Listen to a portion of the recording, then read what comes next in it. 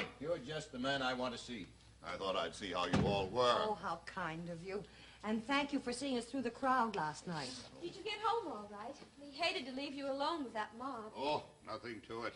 In a storm, there's just one thing to remember. It will pass. Unless it kills you. You mustn't let yourself be too bitter. I'm trying, Captain. I'm trying. But I don't guarantee how I'll feel when I walk down the street with traitor branded on my forehead. Don't think Oh, about what's a it. word? A word can be like a needle sticking in your heart, Captain. It can dig and corrode like an acid until you become what they want you to be, really an enemy of the people. You mustn't ever let that happen, Doctor. Frankly, I don't give a damn anymore. Let summer come. Let an epidemic break out. Then they'll see who they drove into exile. When are you sailing, Captain? You really decided to go, Father? Absolutely. When do you sail? Well, that's really what I came to talk to you about. Why? Something happened to the ship? You see? We can't go. No, the ship will sail, but I won't be aboard. No. You were fired, too? Because I was this Oh, morning. Captain, you shouldn't have lent us your house. Oh, I'll get another ship. It's just that the owner, Mr. Vick, belongs to a party, and the party takes a certain position because Mr. Vick himself is really a very decent man. Oh, they're all decent men. Oh, really? He's not like the others. Maybe that's the glazier. Imagine, Captain, he refused to come all morning. Are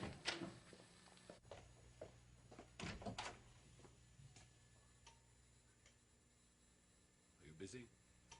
Just picking up rocks and broken glass. Come in, Peter. What can I do for you this fine, brisk morning? Come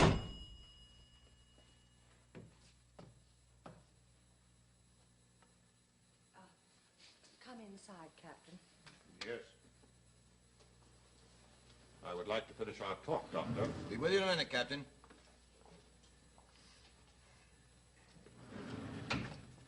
Keep your hat on if you like. It's a little drafty in here this morning. Thank you. I believe I will. I think I caught cold last night. That house was freezing. I thought it was kind of warm. Suffocating, as a matter of fact. What do you want? May I sit down? Oh, not there.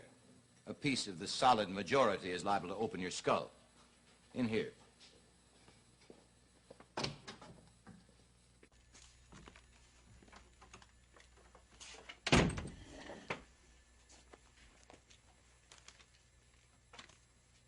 Now, don't tell me. Yes. I'm fired. The board met this morning. Under the circumstances, there was nothing else to do, considering the state of public opinion. You look scared, Peter. While I haven't completely forgotten that you're still my brother. I doubt that. Thomas, you have no practice left in this town. People always need a doctor. A petition is going round from house to house. Everybody's signing it. A pledge not to call you anymore. I don't think a single family will dare refuse to sign it. You started that, didn't you? No. No, as a matter of fact, it's all gone a little too far for me. I didn't want to see you ruined, Thomas. This will ruin you. No, it won't. For once in your life, will you act like a responsible man? Why don't you just say it, Peter? You're afraid that I'm going to go out of town and start publishing things about the Springs, aren't you? I don't deny that. But if you really have the good of the town at heart, you can accomplish everything without damaging anybody, including yourself. What's this now? Just let me have a signed statement saying that in your zeal to help the town, you exaggerated and overemphasized. Put it any way you like, just so you calm anybody who might be nervous about the water. If you'll give me that, you've got your job, and I give you my word.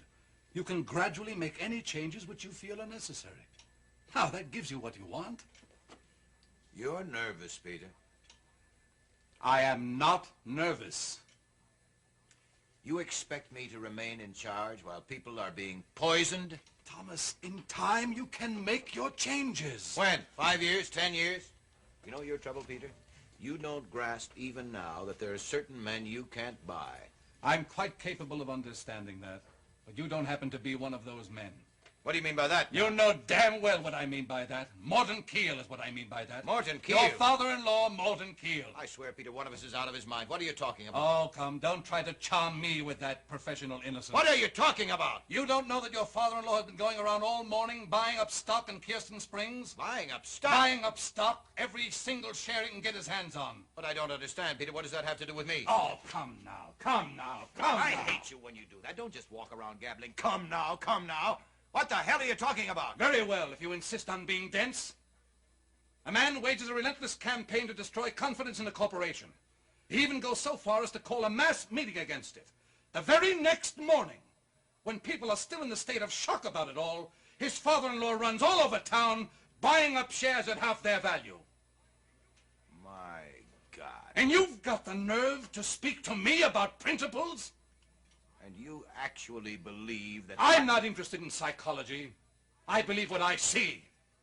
And what I see is nothing but a man doing a dirty, filthy job for Morton Keel. And believe me, by tonight, every single man in this town will see the same thing. Peter, you... Now sit down and write me a statement denying everything that you've been saying. You are a Or so- low creature. All right, Thomas. But you'd better get this straight. If you're figuring on opening another attack from out of town, keep this in mind. The morning it's published, I will send out a subpoena for you and begin prosecution for conspiracy. Now, all my life, I've been trying to make a respectable man out of you. Now, if you want to take the big jump, there'll be nobody there to hold you back. Now, do we understand each other?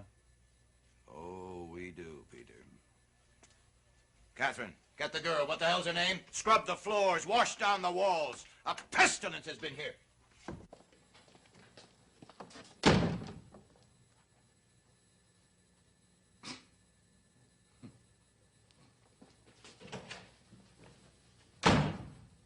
Morton, now what have you done? What is the matter with you? Do you realize how this makes me look? Are the... Yes, they are. Kirsten Springs shares. And very easy to get this morning. Don't play with me, Morton. What are you so nervous about? Can't a man go and buy some shares? I want an explanation, Morton. Thomas, they hated you last night. You don't have to tell me that. But they also believed you. They'd love to murder you, but they believe you. The way they say, the pollution is coming down the river from Windmill Valley. That's exactly where it's coming from. Yes. And that's exactly where my tannery is. Well, Morton, I never made a secret to you that the pollution was tannery waste.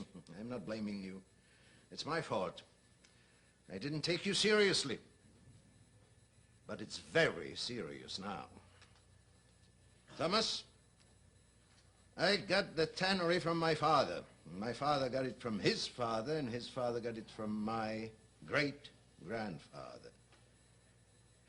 I do not intend to allow my family's name to stand for the 3 generations of murdering angels who poisoned this town. I've waited a long time for this talk, Morton. I don't think you can stop that from happening. No, but you can. I bought these shares because, Morton, you've thrown your money away. The Springs are doomed. I never throw my money away, Thomas. These were bought with your money. My money? You've probably suspected that I might leave a little something for Catherine and the boys. Well, naturally, I hoped you would. I decided this morning to invest that money in stock, Thomas. You bought this junk with Catherine's money? People call me Badger, and that's an animal that roots out things, but it's also some kind of a pig, I understand. I lived a clean man, and I'm going to die clean. You're going to clean my name for me. Morton. Now I want to see if you really belong in a straitjacket. How could you do such a thing? What is the matter